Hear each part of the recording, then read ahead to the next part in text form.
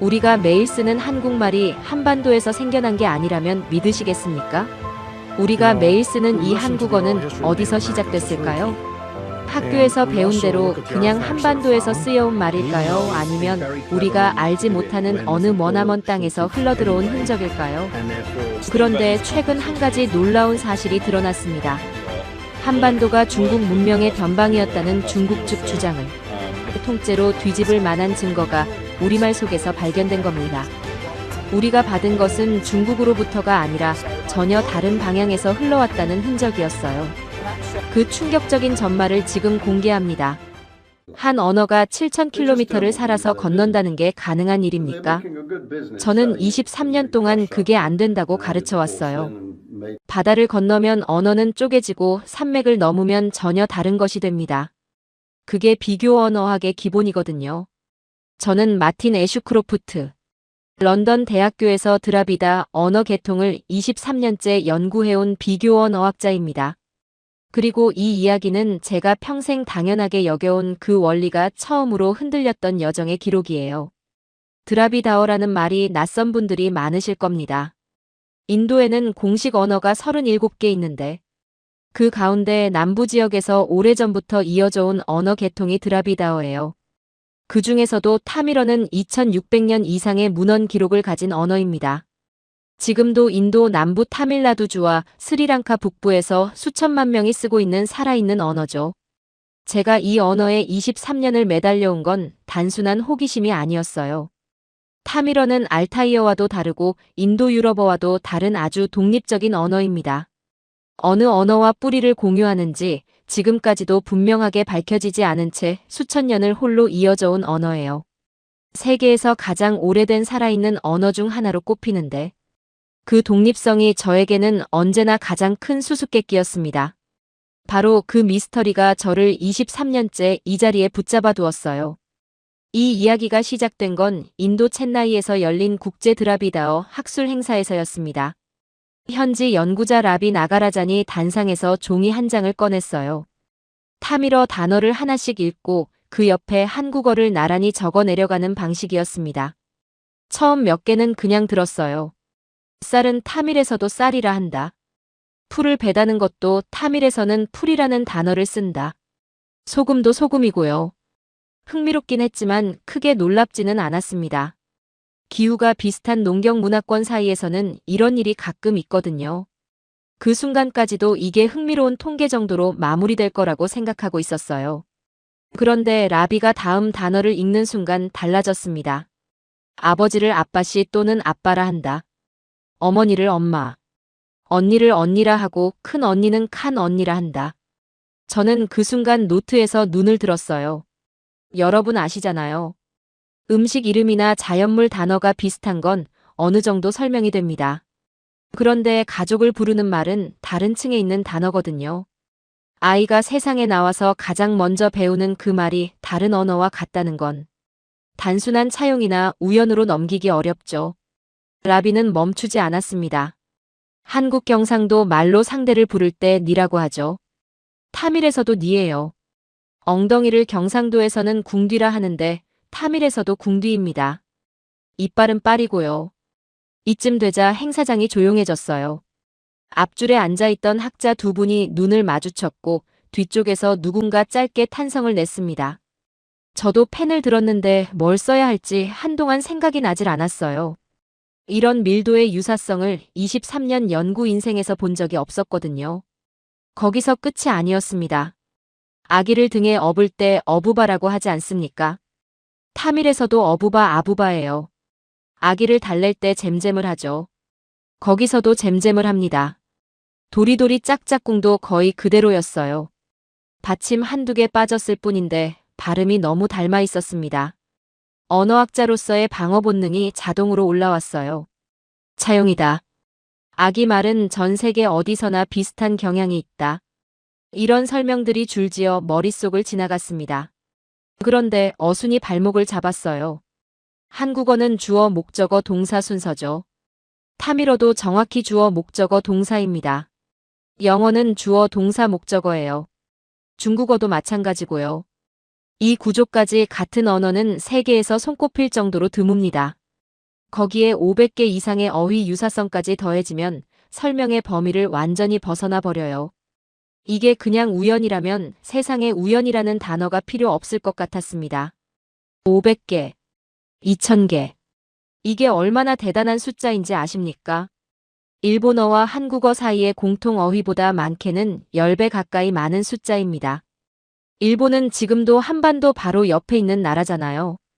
그런데 7000km 넘어 인도 남부 언어가 그 옆 나라보다 한국어와 더 가깝다는 게 말이 됩니까? 저는 그날 저녁 숙소에서 자료를 다시 폈어요. 혹시 분류 기준이 너무 느슨한 건 아닌지 하나씩 확인했습니다. 엄격하게 걸러도 수백 개는 남았어요. 발표가 끝난 뒤 라비에게 직접 물었습니다. 이 연구가 학계에서 어떻게 받아들여지냐고요? 대답이 짧았어요. 진지하게 보는 사람이 아직 많지 않다고 했습니다. 이 분야를 연구하는 사람이 틀렸다는 게 아니라 관심 밖에 있다는 거였어요. 주류 학계가 외면한다는 게 오히려 이 주제를 덮어두고 싶은 사람들이 있다는 뜻처럼 들렸습니다. 그 말이 마음에 걸렸어요. 그날 밤 저는 잠을 거의 자지 못했습니다. 라비의 목소리가 계속 머릿속을 맴돌았어요. 그리고 라비가 발표 끝에 꺼낸 한마디가 특히 떠나질 않았습니다. 이 단어들이 가리키는 곳이 한반도 남부라고 했어요. 그리고 그 남부에는 가야라는 왕국이 있었다고요. 런던으로 돌아오는 비행기 안에서 저는 한국이라는 나라를 머릿속에서 떠올려 봤어요. 분단된 작은 반도 국가. 오래된 문명의 거대한 흔적과 연결되는 곳이라는 인상이 제 안에는 없었습니다. 타미러가 한반도를 가리킨다는 건 어떻게 봐도 지나친 비약처럼 느껴졌어요. 인도에서 한반도까지 바닷길로 이동하는데 몇 달씩 걸리는 시대였을 텐데. 그 먼 거리를 건너 언어가 살아남았을 리 없습니다. 가야나 신라 같은 한반도 남부 왕국들이 인도와 직접 연결됐다는 건 주류 학계가 받아들이지 않는 견해였어요. 저도 그 학계 안에 있는 사람이었습니다. K-팝이 유행하는 건 알았지만 그게 고대 문명과 무슨 상관이냐 싶었고요. 2000년이 넘는 시간과 공간이 사이에 놓여 있는데 언어가 살아남는다는 건 불가능한 이야기였어요. 그렇게 생각하고 저는 그 노트를 덮었습니다. 가야라는 이름은 그 순간 제게 아무 의미도 없었어요. 사흘 동안 저는 그 노트를 열지 않았습니다. 런던 연구실에 돌아오자마자 밀린 강의 준비부터 시작했어요. 원고 마감도 있었고 학생 면담도 있었습니다. 스스로도 알고 있었어요. 무언가를 덮어두고 싶을 때 사람은 가장 바쁜 척을 하게 된다는 걸요. 23년째 언어를 연구해온 사람으로서 한 가지 원칙이 있습니다. 증거가 충분하지 않으면 결론을 내리지 않는다는 거예요. 그런데 챗나이에서 들은 것들은 결론이 아니라 질문이었습니다. 질문이 너무 크면 답이 나오기 전까지는 그냥 덮어두고 싶어지거든요. 그런데 덮는다고 사라지는 질문이 있고 덮을수록 더 커지는 질문이 있습니다. 그게 어느 쪽인지 저는 나흘이 지나고서야 알았어요. 나흘째 밤이었습니다. 라비에게서 메일이 왔어요. 제목도 없이 사진 파일 하나만 달려 있었습니다. 챗나이 행사장에서 준비했던 비교 단어 목록 자료라고 했어요. 저는 그 파일을 열면서 그냥 훑어보자고 생각했습니다. 그게 새벽 2시까지 이어질 줄은 몰랐어요. 라비가 발표에서 꺼냈던 목록보다 훨씬 방대했습니다. 일상 어휘를 넘어 제조업 관련 어휘들이 줄지어 나오고 있었어요. 저는 스크롤을 내리다가 한 단어 앞에서 손이 멈췄습니다. 석탈해.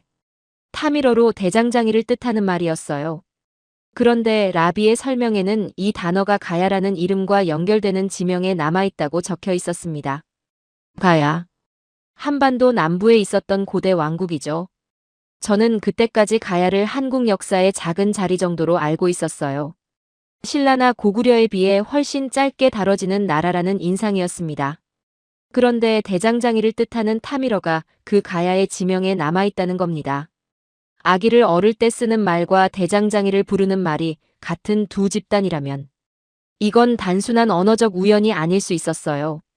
저는 그 두 단어를 나란히 적어놓고 한참을 들여다봤습니다. 찾으면 찾을수록 가야는 결코 작은 나라가 아니었습니다. 당시 동아시아에서 철 생산의 중심지였어요. 질 좋은 덩이쇠를 만들어 일본 열도와 중국 북부까지 수출한 왕국이었거든요. 타밀 지역도 마찬가지였습니다. 인도 남부는 고대부터 철 문화가 발달한 곳이에요. 두 지역 모두 철을 다루는 집단이었던 겁니다.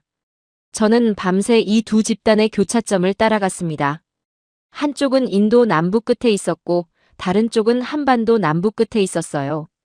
그 사이에 바다가 있었습니다. 그런데 그 바다가 장벽이 아니라 길이었을 수도 있다는 생각이 처음 들었어요. 고대에도 인도와 동아시아를 잇는 해양 루트가 있었다는 건 학계에서 인정받는 사실이거든요. 그 루트 위에서 철을 팔던 사람들이 언어도 함께 전했을 수 있다는 것. 저는 그 가능성을 처음으로 진지하게 바라봤습니다. 그런데 이 주장을 꺼내려면 언어학이 아니라 역사학의 증거가 필요합니다. 그리고 그 기준 앞에서 저는 솔직히 두려웠어요. 언어학자로서 한 가지 유사성이 역사적 연결을 증명하지는 않는다는 걸 잘 알고 있었거든요. 그런데 문제는 유사성이 하나가 아니었다는 겁니다. 단어가 같고 어순이 같고 아기를 어르는 방식이 같고 이제 제조 문화를 가리키는 어휘까지 겹쳤어요. 그동안 한반도 고대사는 중국 문명권의 주변부로 설명되거나 반도 안의 작은 역사로 축소되어 왔습니다. 그러나 제 앞에 놓인 자료는 그 두 가지 설명으로는 좁아서 담기지 않는 무언가를 가리키고 있었어요. 한 단어는 우연일 수 있습니다. 그런데 언어와 문화와 제조기술이 같은 방향을 가리키기 시작하면 그때부터는 다른 이야기가 됩니다. 그날 밤 더 파고들다가 가야의 시조설화에 인도에서 온 공주가 등장한다는 사실을 알게 됐습니다. 허황옥이라는 이름이었어요. 삼국유사에 기록된 전승입니다. 멀리 아유타국에서 배를 타고 왔다고 적혀 있었어요. 처음 배를 띄웠을 때 풍랑이 일었고 돌을 실으니 바다가 잠잠해졌다는 이야기까지 담겨 있었습니다. 저는 그 이름 앞에서 잠깐 멈췄어요. 허황옥은 혼자 온 게 아니었습니다. 전승에는 수천 명의 수행원과 선진 제철 기술을 가진 집단이 함께 배를 타고 왔다고 기록돼 있어요. 수천 명이라는 숫자가 단순한 과장이 아니라면 이건 한 여인의 이동이 아니라 집단 이주에 가까운 사건이었습니다. 인도에서 배를 타고 한반도 남부까지 왔다는 이야기가 단순한 신화가 아니라 어떤 역사적 기억의 잔재일 수 있다는 가능성이 처음으로 머릿속에 들어왔어요. 언어가 살아남았다면 이야기도 살아남을 수 있습니다. 이야기가 살아남았다면 그 이야기를 만든 사람들도 한때는 실제했던 거겠죠. 그걸 직접 확인하고 싶었어요. 혼자 자료만 뒤지는 건 한계가 있었습니다. 가야 연구를 집중적으로 해온 사람이 필요했어요. 서울의 한 대학에서 한정식이라는 연구자가 오랫동안 가야 고고학을 연구해왔다는 걸 알게 됐습니다. 논문 목록을 훑어봤어요. 가야의 철 문화와 주변 지역 교류망에 관한 연구들이었습니다. 가야의 교역 범위를 한반도 외부까지 추정하는 내용도 있었어요. 저는 그 논문 제목을 한참 들여다봤습니다. 그리고 메일을 썼어요. 드라비다어 연구자인데 타밀어와 한국어 유사성이 가야와 연결될 수 있다고 보는데 혹시 만날 수 있겠느냐고요. 터무니없게 들릴 수도 있다는 걸 알면서도 그렇게 썼습니다. 메일을 보내고 저는 잠시 멍하니 앉아 있었어요.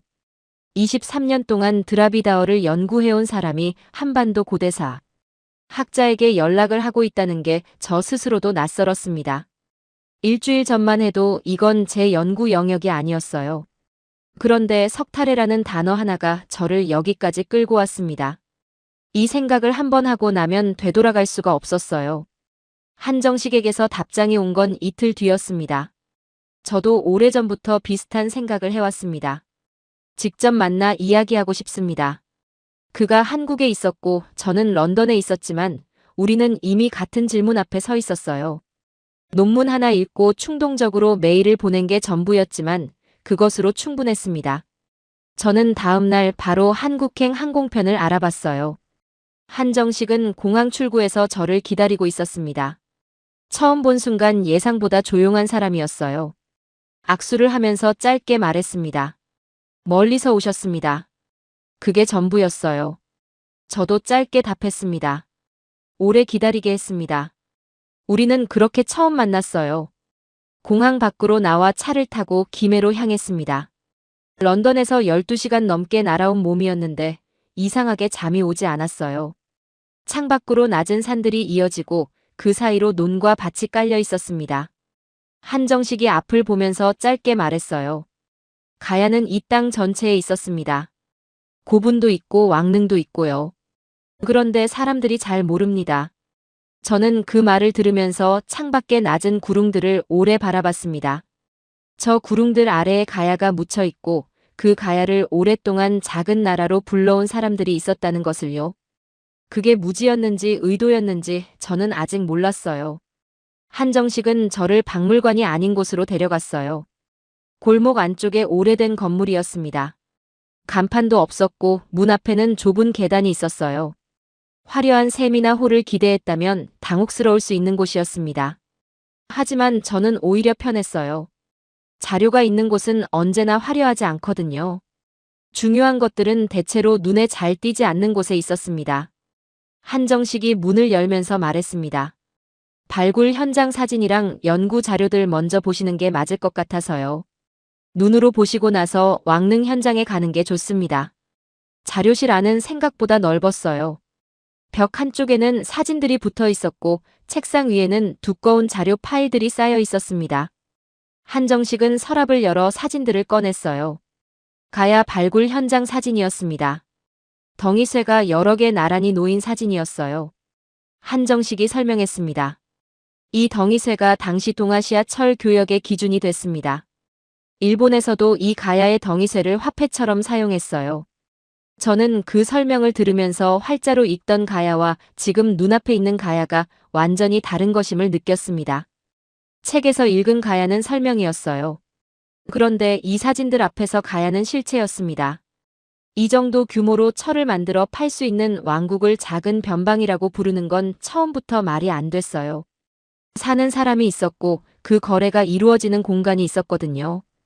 그 공간이 어디였느냐가 이제 진짜 질문이었습니다.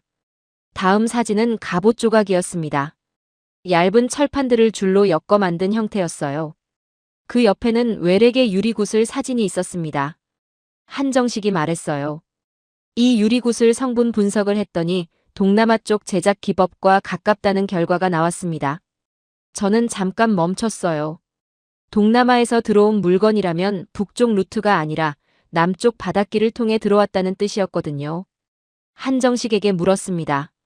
이런 자료들이 학계에서 어떻게 받아들여집니까? 한정식이 잠깐 멈추다 답했어요. 가야를 너무 크게 해석하면 안 된다는 시선이 아직 강합니다. 그 시선 안에서는 이 유리구슬도 그냥 수입품 하나예요. 그 말이 마음에 걸렸습니다. 가야를 좁게 보는 시선 안에서는 남쪽에서 온 것들이 전부 예외 사례가 됩니다. 그런데 예외가 이렇게 많으면 이미 예외가 아닌 거예요. 이 남쪽의 흔적들이 가야의 정체성에 대해 뭔가를 말하고 있었습니다. 한정식이 잠깐 말을 멈추더니 조용히 덧붙였습니다. 저는 이 자료들을 20년 넘게 들고 다녔어요. 그런데 제대로 들어주는 사람이 많지 않았습니다. 가야를 크게 보면 기존 역사 해석이 흔들리거든요. 한정식의 목소리에 분노는 없었어요. 그냥 오래된 사람의 오래된 피로 같은 것이었습니다. 저는 그 말을 들으면서 이 사람이 얼마나 오래 혼자 이 무게를 안고 있었는지를 조금 짐작할 수 있었어요. 그리고 지금 이 자료들을 런던에서 온 낯선 외국인 앞에 꺼내놓고 있다는 것도요. 한정식이 파일 하나를 꺼냈어요. 그리고 사진 한 장을 테이블 위에 천천히 내려놓았습니다. 두 마리의 물고기가 서로 마주보고 있었어요. 꼬리는 바깥쪽을 향하고 머리는 안쪽을 향한 대칭 형태였습니다. 김해 수로왕릉 입구에 새겨진 문양이라고 했어요. 저는 처음엔 단순한 왕실 장식이라고 생각했습니다. 왕릉에 동물 문양 하나씩은 있는 법이거든요. 그런데 한정식이 말없이 다른 사진 한 장을 그 옆에 놓았어요. 인도 쪽에서 전해 내려온 전통 문양이라는 설명이 달려 있었습니다. 두 물고기가 마주보는 대칭 구조였어요. 저는 두 사진을 번갈아 봤습니다. 그리고 멈췄어요. 형태가 같았습니다. 완전히 똑같지는 않았어요. 하지만 같은 문법에서 나온 형태라는 건 분명했습니다. 언어학으로 말하자면 같은 뿌리에서 나온 방언들이 각자 조금씩 다르게 변형된 것과 비슷한 방식이었어요. 그때는 소리였고 지금은 형태였습니다. 타밀어와 한국어가 처음 겹쳤을 때는 귀로 들어왔고 지금 이건 눈으로 들어왔습니다. 이 여정에서 처음으로 언어 바깥의 무언가가 같은 방향을 가리키고 있었어요. 한정식이 말했습니다. 이 문양은 북쪽에서 내려온 중국식 영향만으로 설명하기 어렵습니다. 남쪽 바다의 냄새를 품고 있어요. 저는 그 말을 들으면서 두 사진을 가만히 들여다봤습니다. 언어가 같고 이제 문양도 같다는 겁니까? 한정식이 짧게 말했어요. 언어만이 아니었습니다. 문양도 남아 있었어요. 한정식이 잠시 뒤에 덧붙였어요. 이 문양이 수로왕릉에 있다는 게 중요합니다. 수로왕의 배우자가 누구였는지 아십니까? 저는 알았습니다. 허황옥이었어요. 인도에서 배를 타고 왔다는 그 여인이었습니다. 인도에서 온 왕비를 맞이한 왕의 무덤 앞에 인도계 문양이 있다는 겁니까?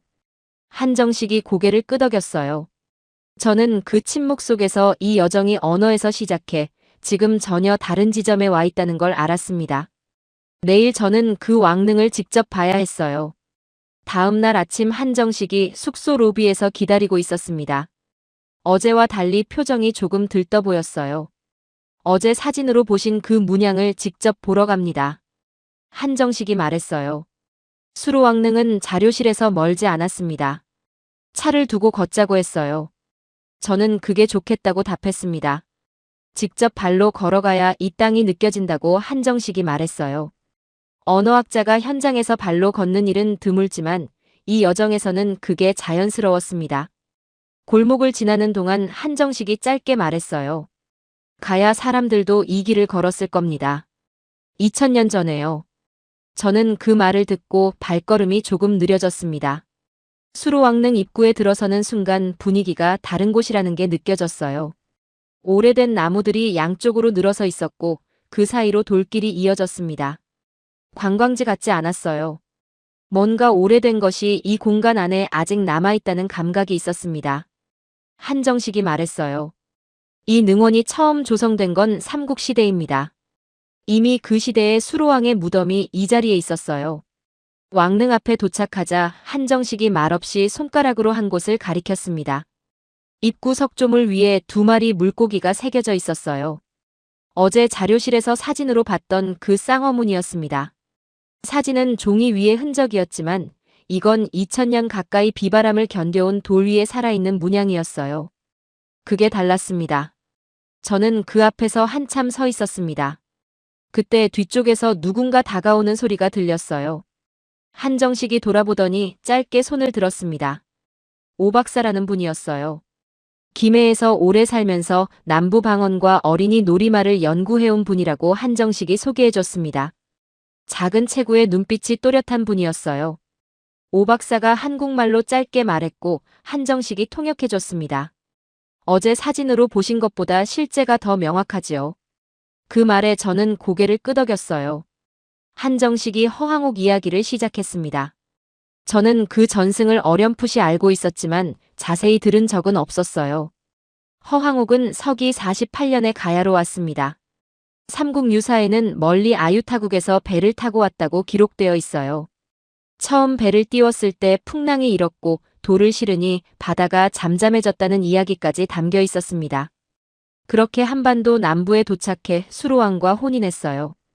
저는 그 이야기를 들으면서 잠깐 멈췄습니다. 서기 48년이면 거의 2000년 전이에요. 그 시대에 인도에서 한반도까지 배로 왔다는 기록이 남아있다는 건 단순한 신화로 처리하기 어려웠습니다. 신화라고 부르는 순간 질문이 멈추거든요. 한정식이 말을 이었어요. 아유타국이 어디냐를 놓고 학자들이 오래 논쟁했습니다.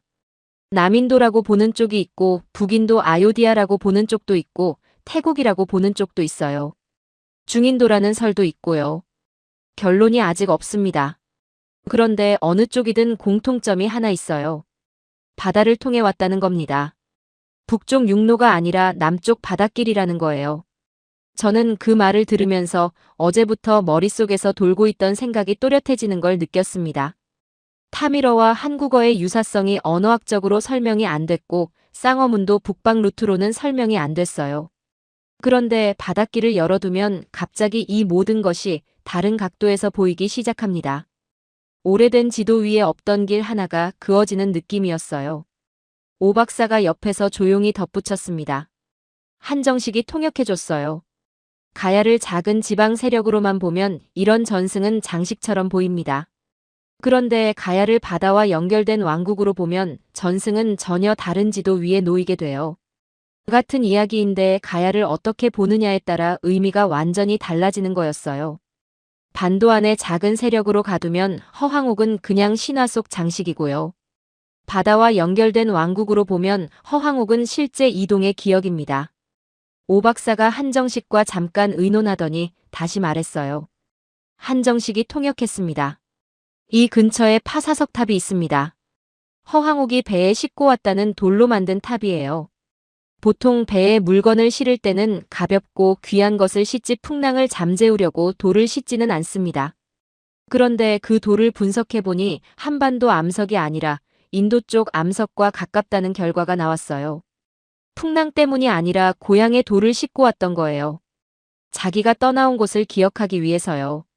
저는 그 해석이 마음에 걸렸습니다. 신화의 한 장면이 갑자기 한 사람의 마음의 흔적으로 바뀌는 순간이었거든요. 한정식이 왕릉 주변을 천천히 걸으면서 말을 이었어요. 가야는 철을 만들어 팔았습니다. 철을 팔려면 사는 사람이 있어야 했어요. 그 거래가 이루어진 공간이 바다였습니다. 바다를 통해 들어온 것은 철값을 치른 물건들만이 아니었을 거예요. 언어도 문양도 사람도 함께 들어왔겠지요. 저는 그 말을 들으면서 어제 자료실에서 본 외래계 유리구슬을 떠올렸습니다. 그것도 같은 바닷길로 들어온 것이었어요. 오 박사가 말했어요. 언어는 피보다 오래 남을 때가 있습니다. 제국은 지도를 고치고 식민사관은 교과서를 고치지만 아이들이 놀던 말은 이상하게 오래 살아난거든요. 그 말이 묘하게 가슴에 박혔습니다. 한정식이 옆에서 짧게 덧붙였어요. 박사님이 챗나이에서 들으신 그 단어들이 아마 그 흔적입니다. 저는 두 사람에게 물었습니다. 다음은 어디입니까? 한정식이 짧게 답했어요. 바닷길입니다. 인도에서 가야까지 어떻게 왔는지를 봐야 합니다. 저는 그 말을 들으면서 이 여정이 김해에서 끝나지 않겠다는 걸 직감했어요. 언어가 첫 번째 흔적이었고 문양이 두 번째 흔적이었고 전승이 세 번째 흔적이었습니다. 이 세 흔적을 같은 길 위에 놓을 수 있는 건 이제 하나밖에 남지 않았어요. 바로 바다였습니다. 수로왕릉을 나와 한정식이 저를 다시 자료실로 데려갔습니다. 어제와 같은 건물이었지만 들어간 방은 달랐어요. 벽 한쪽 전체에 거대한 지도가 걸려 있었습니다. 유라시아 전체 지도였어요. 그런데 평범한 지도가 아니었습니다. 바다 위에 무수한 선들이 그어져 있었어요. 한정식이 말했습니다. 해양 실크로드 자료입니다. 제가 가야 연구를 하면서 가장 많이 들여다본 지도예요. 저는 그 지도 앞에 한참 서 있었어요. 선들이 인도양을 가로지르고 동남아를 지나 한반도 남부에 도달하고 있었습니다. 시작은 로마였고 중간은 인도 타밀나두였으며 끝은 한반도 남해안이었어요. 한 장의 지도가 머릿속에서 흩어져 있던 점들을 한꺼번에 정렬시키고 있었습니다. 한정식이 말했어요. 우리는 보통 실크로드라고 하면 중국과 로마를 잇는 육로만 떠올립니다. 그런데 그 시대의 물동량이 훨씬 더 많았던 길이 바로 이 바닷길이었어요. 로마에서 출발해 아라비아를 거치고 인도양을 건너 동남아를 지나 한반도 남부까지 이어지는 길이었습니다. 저는 그 선을 손가락으로 따라가다 타밀나두 지점에서 멈췄어요. 챗나이가 바로 이 지점이었습니다. 라비가 발표를 한 그 도시가 이 길의 가장 큰 허브였던 거예요. 손가락 끝에서 묘한 떨림이 올라왔습니다. 제가 출발한 곳과 제가 지금 와 있는 곳이 이 한 장의 지도 위에서 하나의 선으로 이어져 있었거든요. 한정식이 말을 이었습니다. 인도 타밀나두에서는 지금도 로마 동전이 출토됩니다. 그 지역이 이 루트의 가장 큰 허브였어요. 향신료, 면직물, 유리 도자기 같은 것들이 거기서 동서로 나뉘었습니다. 그리고 그 동쪽 끝에 가야가 있었어요. 가야의 철이 동아시아에서 제일이었으니까요. 이 길을 타고 가야 철이 서쪽으로 나갔고 서쪽의 물건들이 동쪽으로 들어왔습니다. 저는 그 말을 들으면서 어제 자료실에서 본 외래계, 유리구슬과 석타래라는 단어가 어떻게 연결되는지를 비로소 이해했어요. 따로따로 보면 우연이었던 것들이 이 지도 위에서는 같은 길 위의 점들이었습니다. 그때 한정식이 노트북을 열었습니다. 화상 연결 화면이 떴어요. 라비였습니다. 인도에서 늦은 밤이었을 텐데 라비는 깨어 있었어요. 마틴 박사님 진척이 있다고 들었습니다. 라비가 말했어요. 저는 그동안 본 것들을 짧게 정리해 들려줬습니다. 쌍어문 허황옥 전승 외래계 유리구슬 그리고 이해양 실크로드 지도까지요. 라비가 잠시 말이 없다가 답했어요. 그렇다면 한 가지가 분명해집니다. 타미러가 가야로 어떻게 갔는지를 설명할 수 있는 길이 생겼다는 거예요. 그 길이 바로 그 바다입니다. 라비가 화면 너머로 자료 하나를 공유했어요. 인도 남부에서 출토된 고대 항해 기록이었습니다. 일정한 계절풍을 타고 동쪽으로 가는 배들이 정기적으로 출항했다는 내용이었어요. 그 배들이 향하는 곳 중에 한반도 남부가 있었습니다. 라비가 설명했어요. 12월과 1월에 동북 계절풍이 불면 인도 남부에서 동쪽으로 배가 나갑니다. 그 바람이 동남아 해안까지 데려다 줘요. 거기서 다른 계절풍을 받아 북쪽으로 올라오면 한반도 남해안에 닿습니다. 한 번 항해에 몇 달이 걸리지만 정기적으로 다닐 수 있는 길이었어요. 그 시대 사람들에게 바다는 우리가 생각하는 장벽이 아니었습니다. 길이었어요. 바람을 알고 별을 알면 건너갈 수 있는 길이었습니다. 우리가 바다를 장벽으로 보기 시작한 건 훨씬 뒤에요. 저는 그 설명을 들으면서 어떤 질문 하나가 바뀌는 걸 느꼈습니다. 그동안 저는 인도에서 가야까지 사람이 정말 갔을까를 묻고 있었어요. 그런데 이제 다른 질문이 들어왔습니다. 그 길 위에 어떤 흔적이 남았을까? 첫 번째 질문은 가능성을 묻는 질문이었고 두 번째 질문은 결과를 묻는 질문이었어요. 저는 이미 그 결과들을 보고 있었습니다. 타미러가 첫 번째 흔적이었고 쌍어문이 두 번째 흔적이었으며 허황옥 전승이 세 번째 흔적이었어요. 이 세 가지가 같은 길 위에 놓여 있는 거였습니다. 가능성을 묻던 사람이 결과를 묻는 사람으로 바뀌는 순간이었어요. 그 순간이 이 여정의 진짜 분기점이었던 것 같습니다. 한정식이 지도를 다시 가리키며 말했어요. 이 바닷길 이야기를 학계에 꺼내면 늘 두 가지 반론이 돌아옵니다. 하나는 한반도 고대사를 중국 문명권의 주변부로 봐야 한다는 주장이에요. 그 시선 안에서는 가야의 모든 외래 흔적이 중국을 거쳐 들어온 것으로 정리됩니다. 다른 하나는 가야를 너무 크게 해석하면 안 된다는 주장이에요. 그 시선 안에서는 이 바닷길 자체가 과장된 가설이 됩니다. 그런데 이 두 시선이 공통적으로 못 보는 것이 하나 있어요. 바다입니다. 한정식이 잠시 멈추다 말을 이었습니다. 중국은 한반도 고대사의 흔적을 자기 문명권 안으로 끌어들이려 했고 일본은 그 흔적을 반도 안에 가두려 했어요. 그런데 바닷길은 그 두 지도 바깥으로 뻗어 있었습니다. 저는 그 말을 듣고 한참 말이 나오지 않았어요. 바깥으로 뻗어 있었다는 그 한마디가 모든 것을 정리하는 말이었거든요. 두 지도가 아무리 좁게 그어져 있어도 그 바깥에 실제 길이 있었던 거예요. 그 길 위에서 사람과 물건과 언어와 문양이 이동했고 그 흔적이 지금까지 돌과 단어와 전승으로 살아남았던 겁니다. 두 지도는 처음부터 좁았어요. 그게 잘못이었던 거예요. 라비가 화면 너머로 조용히 말했습니다. 마틴 박사님 한 가지만 더 물어보고 싶습니다. 그 길 위로 물건과 언어와 문양이 움직였다면 다른 것도 움직였을 가능성이 있지 않겠습니까? 저는 그 질문이 어디로 향하는지 짐작이 갔어요. 한정식도 한 박자 늦게 같은 방향을 바라보고 있었습니다. 라비가 짧게 말했어요. 신앙입니다. 저는 그 단어 앞에서 멈췄어요. 바람과 별을 따라 사람과 물건이 건너갔다면 그 사람들의 마음에 담긴 것도 같이 건너갔을 겁니다. 그게 무엇이었느냐가 이제 다음 질문이었어요. 자료실의 지도 위에서 그 답은 아직 그어져 있지 않았습니다. 그러나 그 답을 향한 선이 이미 머릿속에서 그어지고 있었어요. 라비의 화상 연결을 끄는 뒤에도 저는 한참 동안 자리에서 일어나지 못했습니다. 한정식이 먼저 입을 열었습니다. 박사님 사실은 저도 라비 박사가 그 단어를 꺼냈을 때 같은 사람이 떠올랐어요. 누구입니까? 한정식이 말했습니다. 사도 도마입니다.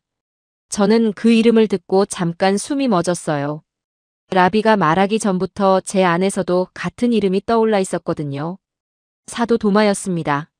예수님의 12제자 중 한 사람이었어요. 의심 많기로 유명한 그 도마였습니다. 부활하신 예수님을 보고서야 믿었던 그 사람이요. 그런데 그 도마가 인도로 갔습니다.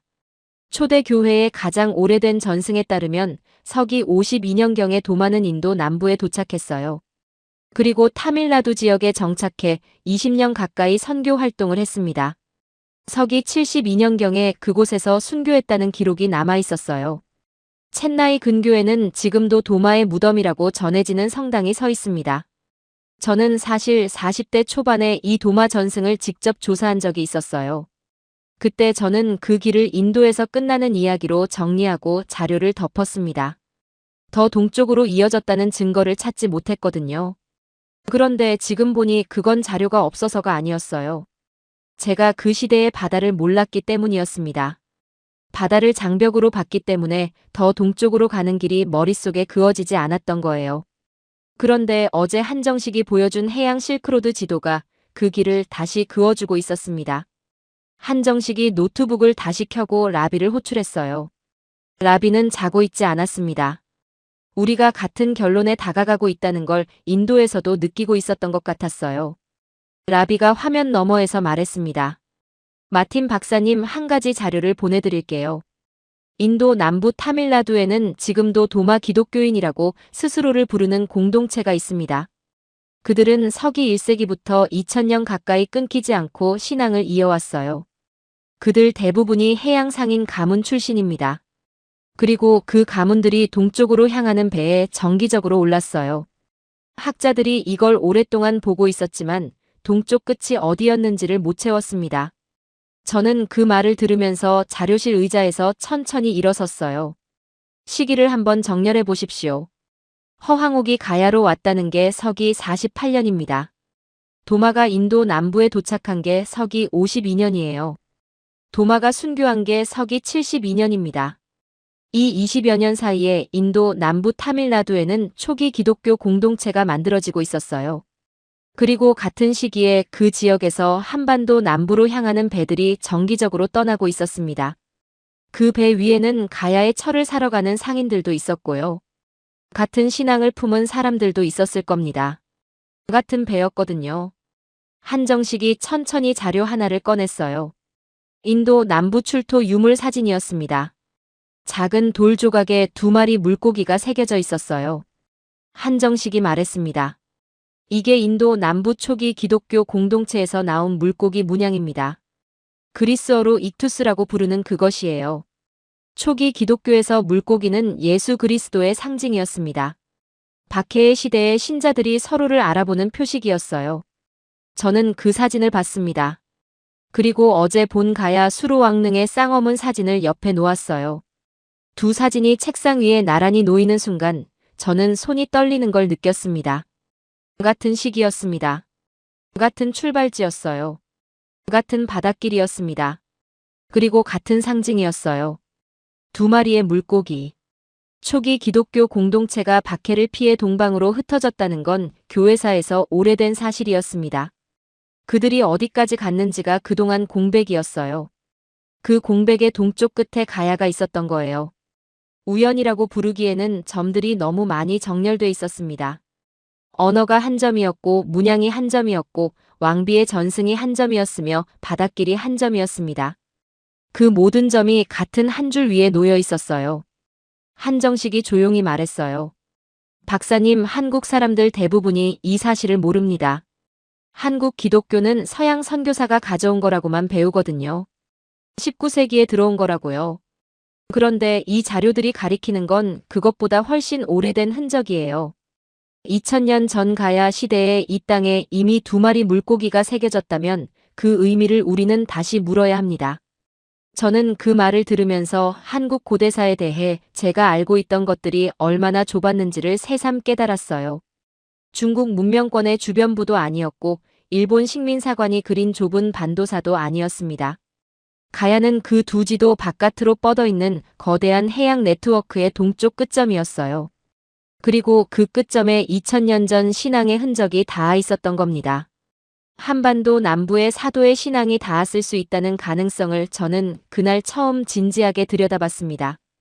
학교에서 배운 어떤 교회사 책에도 이 가능성은 나와 있지 않았어요. 서양 중심의 교회사는 복음이 유럽을 거쳐 동쪽으로 천천히 퍼져나갔다고만 가르쳤습니다. 그런데 자료가 보여주는 그림은 달랐어요. 복음은 이미 1세기에 바닷길을 타고 동방으로 흩어지고 있었고 그 동쪽 끝이 한반도 남부였을 수 있다는 거였습니다. 이게 사실이라면 한국의 신앙사는 2000년을 거슬러 올라가는 이야기가 됩니다. 라비가 화면 너머에서 조용히 덧붙였습니다. 마틴 박사님, 인도 남부의 도마 기독교인들은 자신들의 신앙이 동쪽 어딘가로 더 갔다고 믿어왔어요. 그게 어디인지를 그들 스스로도 몰랐습니다. 박사님이 이번 여정에서 그 답에 닿고 계신 거예요.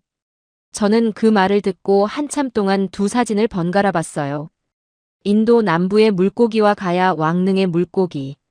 2000년의 시간과 7000km의 바다를 사이에 두고 같은 상징이 새겨져 있었습니다. 한국에서 돌아온 지 2달 뒤 저는 런던에서 열린 유럽 동아시아 고대사 학회 자리에 섰습니다. 그동안 김해에서 가져온 자료들을 정리하고 인도에서 라비가 보내준 추가 자료들을 검토하면서 한 편의 발표문을 만들었어요. 제목은 짧게 붙였습니다. 타미러 가야 그리고 2마리 물고기.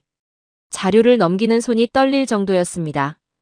23년 동안 언어를 연구해왔지만 이런 자리에 이런 발표문을 들고 서본 적은 처음이었거든요. 청중석에는 유럽 학계의 주요 동아시아 연구자들이 앉아 있었습니다. 한정식과 오 박사도 한국에서 와 있었어요. 라비도 화상으로 연결되어 있었습니다. 그리고 요한 클라우스너가 맨 앞줄에 앉아 있었어요. 회의론자 자리였습니다. 그가 그 자리에 앉은 건 이미 우리가 합의한 그림이었어요. 회의론을 통과하지 못한 가설은 가설이 아니거든요. 저는 첫 슬라이드부터 자료를 차례로 띄웠습니다. 타미러와 한국어 사이에서 반복되는 생활어와 놀이말 목록이 첫 슬라이드였어요. 두 번째 슬라이드는 김해 수로왕릉의 쌍어문이었습니다. 세 번째는 허황옥 전승의 핵심 기록이었어요. 네 번째는 해양 실크로드 지도였고 다섯 번째는 인도 남부 도마 공동체의 익투스 문양이었습니다. 한 장 한 장 넘길 때마다 발표장 안의 공기가 달라지는 게 느껴졌어요. 처음에 가벼웠던 표정들이 점차 굳어졌습니다. 노트에 무언가를 적는 사람들도 늘어났어요. 첫 번째 반론이 나왔습니다. 케임브리지에서 동아시아 고대사를 가르치는 한 학자였어요. 그가 말했습니다. 박사님, 이 모든 외래 흔적은 사실 중국 문명권을 거쳐 들어온 것으로 설명이 가능합니다. 한반도 남부의 고대 문화는 결국 중국 문명권의 주변부에서 형성된 것이고 그 안에서 외래 요소들이 흡수된 거예요. 가야의 쌍어문도 인도 직접 연결로 보기보다는 중국을 거친 2차 전파로 보는 게 학계 다수의 입장입니다. 저는 그 말을 끝까지 들었어요. 그리고 화면을 한 장 더 넘겼습니다. 중국 측 어떤 고대 유적에서도 가야 쌍어문과 동일 계통의 문양이 발견되지 않는다는 자료였어요. 저는 짧게 말했습니다. 중국을 거쳐 들어왔다면 중국에 그 흔적이 남아 있어야 합니다. 그런데 중간 지점에서 그 흔적이 비어 있어요. 비어 있는 중간 지점을 거쳐 들어왔다는 설명은 그 자체로 성립하기 어렵습니다. 두 번째 반론은 다른 학자에게서 나왔어요. 그가 말했습니다. 박사님은 가야를 너무 크게 해석하고 계십니다. 가야는 한반도 남부의 작은 연맹 왕국이었어요. 인도와 직접 교류할 만한 해양 역량을 갖춘 왕국이 아니었습니다. 이 자료들은 흥미롭지만 가야의 실제 규모를 넘어서는 해석이에요. 저는 그 학자를 가만히 봤습니다. 그 반론은 일본 식민사관이 한 세기 동안 지속시켜온 프레임의 핵심이었어요. 저는 답했어요. 가야의 덩이쇠가 일본 열도와 중국 북부까지 화폐처럼 유통됐던 왕국입니다. 그 정도 규모의 철 교역을 운영한 왕국이 해양 역량이 없었다는 건 자료와 맞지 않습니다. 작은 연맹이라는 건 후대의 시선이지 당대의 실체가 아니었어요. 일본 식민사학자들이 한 세기 전 그어놓은 그 좁은 지도를 우리는 아직도 들고 있었던 거예요. 세 번째 반론이 마지막으로 나왔어요. 요한 클라우스너였습니다. 그가 천천히 일어섰어요. 마틴 박사. 자료는 인상적입니다. 그러나 이것은 아름다운 이야기일 뿐 역사가 아닙니다. 도마가 인도에 갔다는 것 자체가 후대 전승이고 그 전승이 한반도와 연결됐다는 직접 증거는 단 한 줄도 없어요. 박사가 보여주는 것은 정황이지 증거가 아닙니다. 발표장이 조용해졌습니다. 사람들은 제가 무너지는 줄 알았어요. 저는 잠시 침묵하다 입을 열었습니다. 요한 박사님의 말씀이 맞습니다. 이것은 확정된 정설이 아닙니다. 단일한 결정적 증거는 없어요. 청중석에서 짧은 술렁임이 일었습니다. 그러나 저는 거기서 끝내려고 그 자리에 선 게 아니었어요. 저는 마지막 슬라이드를 띄웠습니다. 한 화면 안에 모든 자료가 한꺼번에 떴습니다. 타미러 단어 목록 가야 수로왕릉 쌍어문. 허황옥 전승 기록 해양 실크로드 지도 인도 남부 도마 공동체의 물고기 문양. 그리고 한반도 남부 가야 왕릉의 쌍어문이 한 화면 위에 정렬돼 있었어요. 저는 천천히 말했습니다. 중국은 한반도 고대사의 흔적을 자기 문명권 안으로 끌어들이려 했고 일본은 그 흔적을 반도 안에 가두려 했습니다. 그러나 언어와 문양과 바닷길은 그 두 지도 밖으로 뻗어 있었어요. 이 화면이 그 사실을 보여줍니다. 그리고 저는 화면을 한 번 더 넘겼습니다. 박사님들 사실은 한 장이 더 있습니다. 새 슬라이드 위에는 가야 토기의 사진들이 떠 있었어요. 그 토기 표면에 새겨진 작은 표식들이 확대돼 있었습니다. 가야 도부호라고 부르는 표식들이었어요. 학자들이 오랫동안 토기 제작자의 사인 정도로 분류해온 표식들이었습니다. 저는 그 옆에 다른 사진을 띄웠어요. 고대 페니키아 문자와 초기 히브리어 자모표였습니다. 두 화면이 나란히 떴을 때 발표장 안에 누군가가 짧게 숨을 들이쉬는 소리가 들렸어요. 같은 형태였습니다. 가야 토기에 새겨진 도부호 중 상당수가 페니키아 시대 문자와 초기 히브리어 자모와 일치하는 형태로 새겨져 있었어요. 알레프와 다이렉트 같은 자모들이 가야 토기 위에 그대로 박혀 있었습니다. 그뿐이 아니었어요. 가야 연맹의 한 갈래였던 아라가야의 아라는 고대 세머 계열에서 도시를 뜻하는 말이었고 다라가야의 다라는 진주를 뜻하는 말이었습니다. 가야 사람들이 진주를 생산하고 거래했다는 기록과 정확히 일치하는 장명이었어요. 저는 잠시 말을 멈췄습니다. 박사님들, 이 표식이 중국을 거쳐 가야에 들어왔다고 말씀하실 수 있겠습니까? 중국 고대 유적 어디에서도 페니키아 문자나 초기 히브리어 자모가 발견되지 않습니다. 중간 지점에 흔적이 없는 전파는 전파가 아니에요. 그리고 가야가 반도 안에 갇힌 작은 세력이었다고 말씀하실 수 있겠습니까? 작은 반도 세력의 토기 위에 지중해 무역 문자가 새겨져 있다는 사실 자체가 이미 그 프레임을 무너뜨립니다.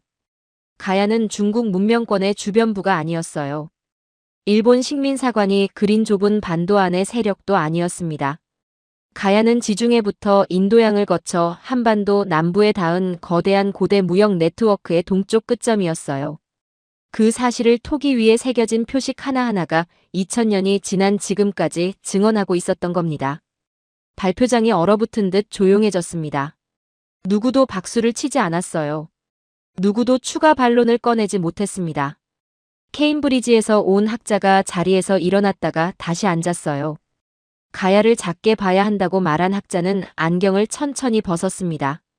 맨 앞줄에 요한이 한참 동안 슬라이드를 응시하다 무릎 위 노트에 한 줄을 적었어요. 그가 어떤 글자를 적었는지는 그 자리에서 보이지 않았습니다.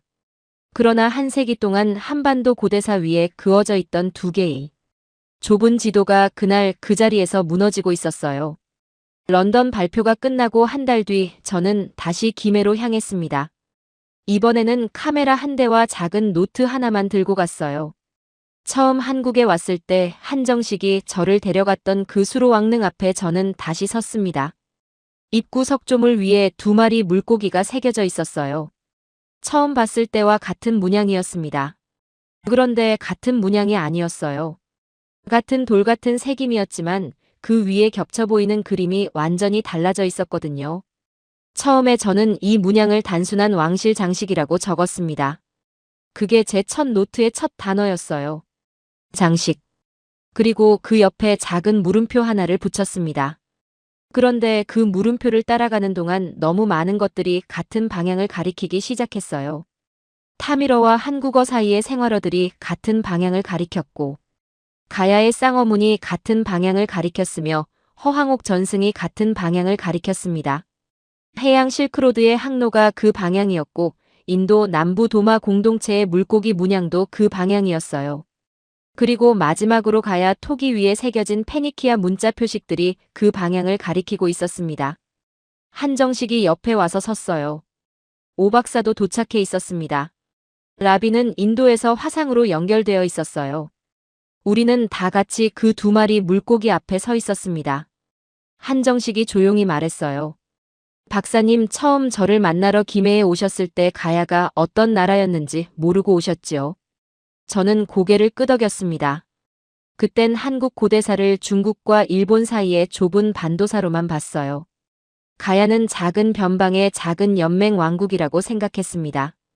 그런데 이 여정에서 제가 알게 된 가야는 그것과 완전히 달랐어요. 가야는 동아시아 최고의 철을 만들어 일본 열도와 중국 북부까지 화폐처럼 유통시킨 왕국이었습니다. 인도 남부 타밀나두에서 출발한 배가 정기적으로 닿던 항구를 가진 왕국이었어요. 인도에서 온 왕비를 맞이한 왕실이 있었던 왕국이었고, 그 왕실의 무덤 앞에 인도계 쌍어문이 새겨진 왕국이었습니다. 토기 표면에는 지중해 무역 문자의 흔적이 남아있던 왕국이었어요. 가야 연맹의 이름들에는 고대 세머의 어휘가 그대로 박혀있던 왕국이었습니다. 가야는 변방이 아니었습니다. 지중해와 인도양과 동아시아 바다가 만나는 거대한 고대 무역 네트워크의 동쪽 끝점이었어요. 그 끝점에 한반도 남부가 있었고 거기에 한국 사람들의 조상이 살고 있었던 겁니다. 저는 카메라를 켜고 분명하게 말했습니다. 한반도 남부의 고대 문명은 놀랍습니다. 우리가 그동안 알고 있던 것보다 훨씬 더 놀라워요. 어쩌면 서양 고대 문명사의 어느 한 페이지를 뛰어넘을 만큼의 흔적이 이 땅에 남아 있습니다. 가야는 지중해와 인도양을 거쳐 동방에 닿은 거대한 고대 무역 네트워크의 동쪽 끝이었고, 그 끝점에서 언어와 문양과 신앙이 함께 흘러들어왔어요. 사도 도마의 신앙이 닿을 수 있는 가장 동쪽 끝이 바로 이 한반도 남부였습니다. 한국의 신앙사는 19세기에 시작된 게 아니었어요. 2000년을 거슬러 올라가는 이야기였습니다. 저는 카메라를 보면서 말을 이었어요. 우리는 너무 오랫동안 서양 중심의 사관에 사로잡혀 살아왔습니다. 모든 고대 문명은 지중해에서 출발해 동방으로 흘러내려갔다는 시선이요. 그런데 가야 토기 위에 새겨진 페니키아 문자 표식들을 보면 그 시선이 얼마나 좁았는지 분명해집니다. 지중해와 동방은 일방통행이 아니었습니다. 양방향으로 흐르는 거대한 무역의 양끝이었어요. 한국은 그 동쪽 끝에 자기 자리를 가지고 있었고 거기서 독자적인 고대 문명을 키워간 사람들이 있었습니다. 거기에 더해 우리는 한 세기 동안 중국 중심 역사관과 일본 식민사관의 무거운 그림자 아래 있었어요.